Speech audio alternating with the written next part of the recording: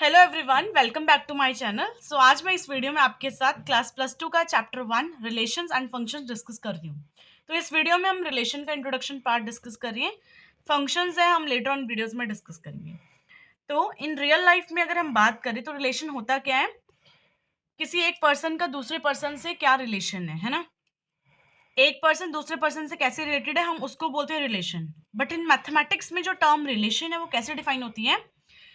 Relation जो है हम दो सेट्स के बिटवीन देखते होते हैं। फॉर एग्जांपल ए और बी, अगर मैंने दो सेट्स लिया तो उन दोनों के बिटवीन जो रिलेशन होगा उसको मतलब के सेट्स के बिटवीन हम रिलेशन को डिफाइन करते हैं। ठीक है, तो रिलेशन की डेफिनेशन देखिए क्या है। A relation R from a set A to a set B is a subset of the Cartesian product A cross B. तो रिलेशन क्या है, एक सेट से दूसरे सेट तक का सबसेट होता है कार्टेशियन प्रोडक्ट का। किसका? ए क्रॉस बी कार्टेशियन प्रोडक्ट। तो सबसे पहले कार्टेशियन प्रोडक्ट होता क्या है ये आपको पता होना चाहिए। फॉर एग्जाम्पल मैंने ए सेट ले लिया 1,2 और बी सेट कौन सा ले लिया 3,4। तो कार्टेशियन प्रोडक्ट हम कैसे डिफाइन करते हैं? पहली बात तो इसको लिखते कैसे हैं, ए क्रॉस बी से।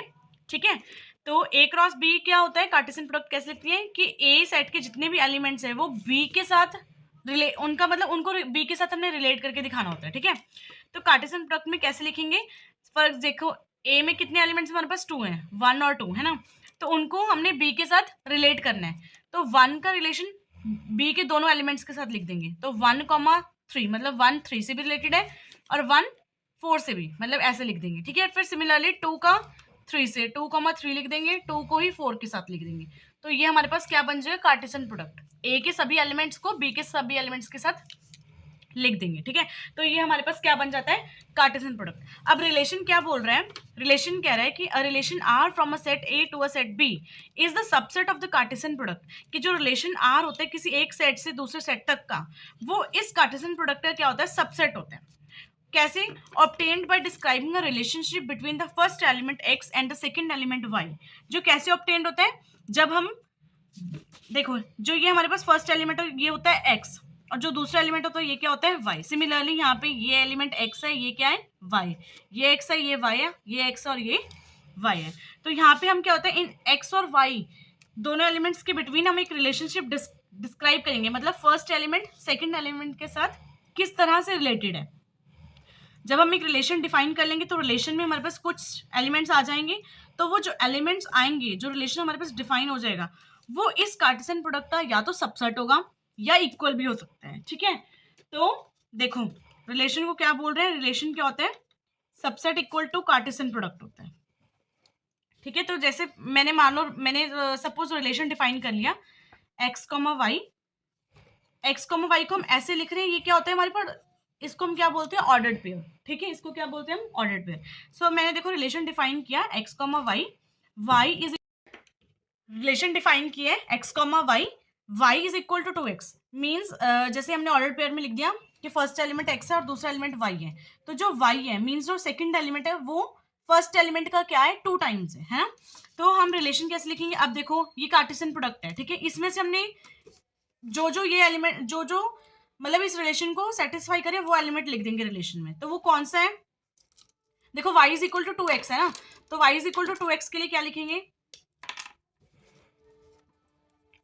यहीं से देखेंगे ये x है हमारे पास, ये वाला y है। तो x की वैल्यू देखो सबसे पहले क्या है, 1। अगर मैं 1,3 की बात करती हूँ तो x क्या है मेरे पास, 1। ठीक है, तो यहाँ पे अगर पुट करेंगे तो y की वैल्यू कितनी आ जाएगी मेरे पास, 2। तो ऑर्डर पर क्या बन गया, 1,2। ठीक है, बट वो इसमें नहीं है, तो इसमें भी होना चाहिए। ठीक है, तो इसमें नहीं है। अब देखो 1,4, 1,4 के लिए देखो x की वैल्यू कितनी है, 1।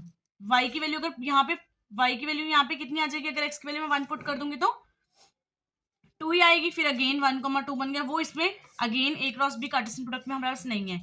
सिमिलरली अगर 2,3 है तो x की वैल्यू 2 है, y की यहाँ पे पुट कर दो, y की वैल्यू कितनी आ जाएगी, 4। तो क्या आएगा, 2,4 आ गया है ना।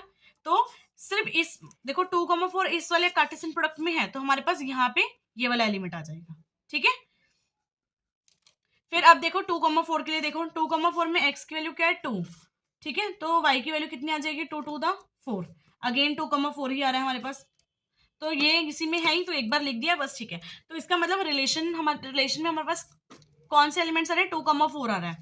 तो ये 2,4 देखो कार्टेशियन प्रोडक्ट में है ना, तो रिलेशन किसका सबसेट बन गया हमारे पास, इस कार्टेशियन प्रोडक्ट का सबसेट बन गया। सबसेट बोला हमने, इक्वल टू हम नहीं लिखेंगे क्योंकि ये इक्वल नहीं है, क्योंकि सभी के सभी एलिमेंट्स इस रिलेशन में नहीं है, मतलब कि सभी के सभी एलिमेंट्स इस रिलेशन को सेटिस्फाई नहीं कर रही हैं।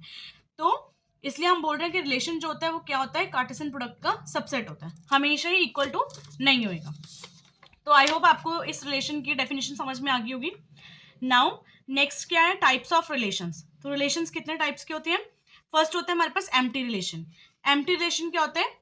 If no element of A is related to any element of B, मतलब कि अगर ए सेट का एलिमेंट ए में, मतलब जो भी एलिमेंट्स है वो बी से किसी भी तरह से रिलेटेड नहीं है, तो हम उसको क्या बोलते हैं, एम्प्टी रिलेशन बोलेंगे। ठीक है, मतलब आर की वैल्यू कितनी आ जाएगी हमारे पास, 5। तो फॉर एग्जाम्पल देखिए यहाँ पे मैंने क्या लिया, ए क्रॉस बी, जैसे यही वाली एग्जाम्पल लेते हैं। इसमें क्या है, ए क्रॉस बी मैंने ऐसे डिफाइन किया था। नाउ मैं रिलेशन कैसे डिफाइन कर रही हूँ, ए क्रॉस बी मेरे पास वही चलेगा, यहाँ पे मैं दोबारा लिख देती हूँ। ए क्रॉस बी है मेरे पास, जैसे 1,3 था, 1,4 था, 2,3 था, 2,4 था। बट अब मैं रिलेशन क्या ले रही हूँ, रिलेशन मैंने ले लिया x, y ordered pair such that कि y इज इक्वल टू किस तरह है, का है x3।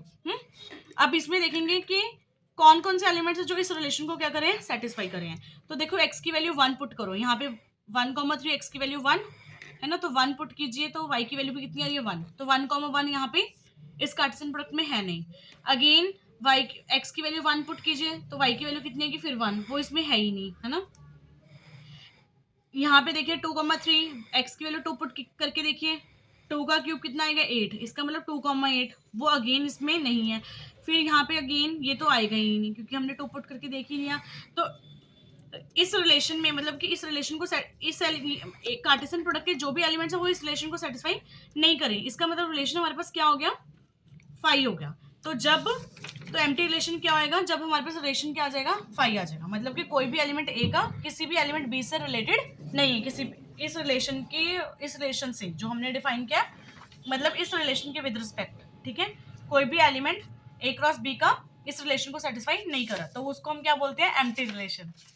नाउ सेकेंड क्या है हमारे पास, यूनिवर्सल रिलेशन।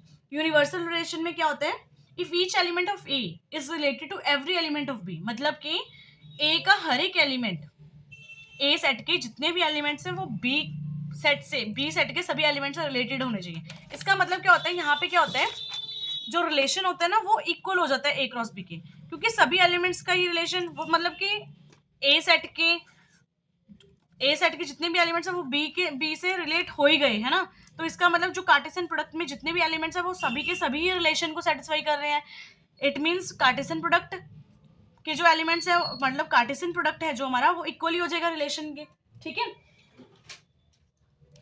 समझ में आ गया आपको। नाउ यूनिवर्सल आगे 3 टाइप्स के होते हैं, रिफ्लेक्सिव रिलेशन, सिमेट्रिक और ट्रांजिटिव। तो रिफ्लेक्सिव में क्या होता है कि ए कॉमा ए बिलोंग करना चाहिए रिलेशन को, मतलब कि ए सेट के जितने भी एलिमेंट्स हैं उन सबका आपस में रिलेशन होना चाहिए। जैसे कि ए में मैंने एलिमेंट्स ले लिए 1,2, तो रिफ्लेक्सिव के लिए क्या होना चाहिए, ए कॉमा ए रिलेशन को ही बिलोंग करना चाहिए, मतलब कि इसमें जो एलिमेंट्स है 1,1 का 1 के साथ रिलेशन और 2 का 2 के साथ ही रिलेशन होना चाहिए। ठीक है, तो उसको हम क्या बोलते हैं, रिफ्लेक्सिव।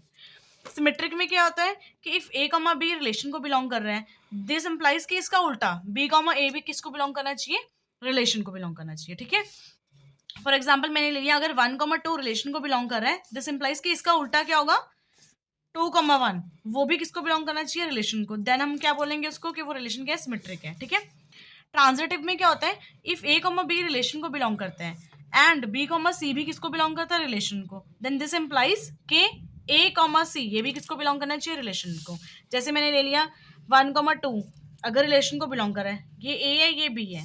ठीक है, अब बी कॉमा सी, मतलब बी तो 2 ही लेना, सी कोई और एलिमेंट ले लिया 3 सपोज, अगर ये भी रिलेशन को बिलोंग कर रहा है। ठीक है, देन दिस इंप्लाइज क्या है, ए कॉमा सी मतलब कि 1,3 भी रिलेशन को बिलोंग करना चाहिए। अगर ये होगा देन हम इसको क्या बोलेंगे, ट्रांजिटिव रिलेशन। तो ये समझ में आ गई, रिफ्लेक्सिव, सिमेट्रिक और ट्रांजिटिव, ये इंपॉर्टेंट है, आपको आना चाहिए। तो अब most important, equivalence relation. Equivalence relation क्या होता है, अगर relation R in a set is, मतलब a relation R in a set A is an equivalence relation, किसी भी रिलेशन को इक्विवेलेंस रिलेशन कब कहते हैं?